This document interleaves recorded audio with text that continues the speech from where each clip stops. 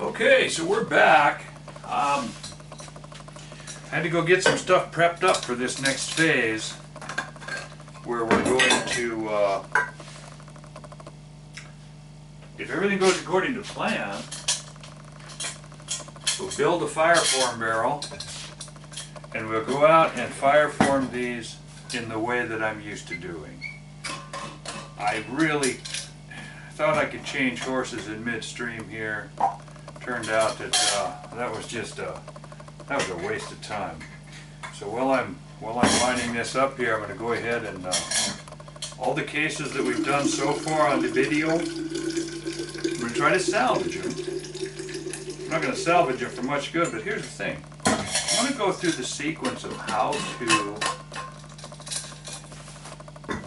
to decide how to safely. Everything is about safety. Safety comes first. That's become it's become trite. Every truck on the road, everywhere you go, safety first, safety first. It's become a mantra, and thereby it's lost its meaning. And that's a problem. When things lose their meaning by intimacy or familiarity, all husbands should be aware of that, you know. Keep it fresh, guys. But where I'm going is, you just see the signs all the time, and you tend to forget, but safety really is. Yeah, this is a great sport. It's safer than golf. It's a lot safer than driving to church Sunday morning, if you're a church-going guy. You take your life in your hands every time you go on the road. This isn't some kind of a diatribe about bad drivers, or no, I drive down my driveway. I can and will and have crashed. So, what I'm saying is we work really, really hard. I'm going to work really, really hard through this. Anything that I decide to do, this might be one episode or it might be 10 years. I have no idea.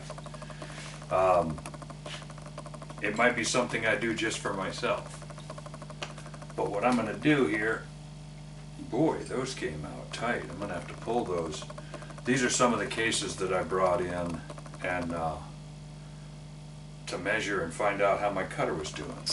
I got a bunch of them here. Turn necks, diameters, checking to see when we were setting up in the lathe. But it turns out that that mandrel fit that I had on there, even coming off of the mandrel, whoo baby, these are tight. So what that means is, man, didn't help a bit. I thought maybe I could, nope. So I'm gonna have to throw those in the press, pull them. But what I'm going to do is I'm going to take, I got a few turned here that I think I'm going to take this little group here and I'm going to go ahead and old school, before I knew any better.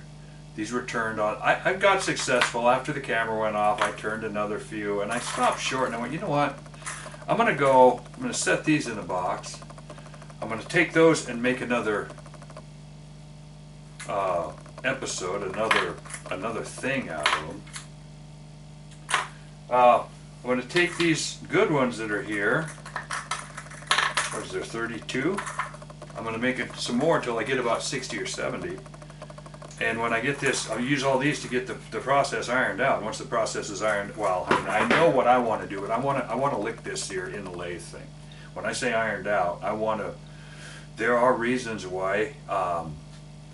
All the years that I've spent over here on the case prep station, as much fun as that is, I think the lathe can do better, and I think the lathe can be faster and probably more consistent. And consistency is everything for me, because once I've poured my heart into this case, I expect it to last for barrels, years and barrels.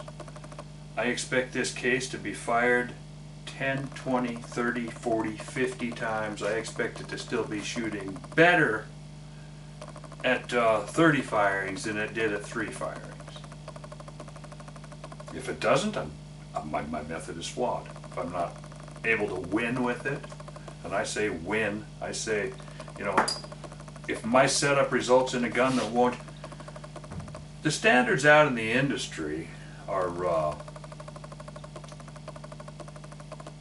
MOA. I don't think you can buy a factory gun that honestly is under 3/4 MOA, half MOA. There's guys that fake it, there's guys that 3-shot it, but the gun that ags under MOA, that's an inch at 100 yards. If this gun, if these cases are not capable of shooting under an inch at 600 yards, I have a problem. I'm incapable of winning except by luck, and I don't like luck. Competition, the essence of competition to me is a level playing field. Well, if I got better stuff than you, I don't mind that being on level because I built a better gun. But 3 guys, 5 guys, 10 guys shooting on the same line on the same day under the same conditions, who's going to win? To me, that's the essence of competition, especially at 6. Now you're shooting at 100 or 200 when you can really read everything in that first. You know, you can go through mornings and afternoons and days, and there's a little, you know, the skill level is different. It's like shooting pool. You can shoot pool for day, but when you're at 600 yards and your conditions go sideways and the guy before you had a nice consistent condition, you're just hosed. There's no flags, there's no 1,000 is worse yet. 1,000 doubles, quintuples all of those errors. Doubles, it's not even close to double. 1,000 is worse. You know, an inch at 600, 3 inches at 1,000. To be capable, that has there's no, we haven't even figured the shooter in yet, or the conditions. But this brass has to be capable. This is why it's important that this brass be good. So, I'm going to take a bunch of these, and I'm just going to relegate them to the old, hey, let's show the guys how to blow these out pile. Because I honestly think to make the lathe thing work, I'm going to have to take them out, fireform them, lock that neck up tight, make it hard. That initial fireforming work hardens the neck nicely. No, it'll still move and it'll still knock out, the shoulders pop out, the neck flattens and irons out, everything goes good as you shoot.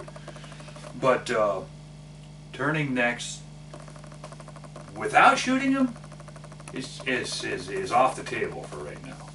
I've just wasted 4 or 5 hours of my life and generated an hour or 2 of video that may well waste some time in your life, going through some learning things, going through some things that did not work. So now let's go ahead and make them work. Work this out, make it happen.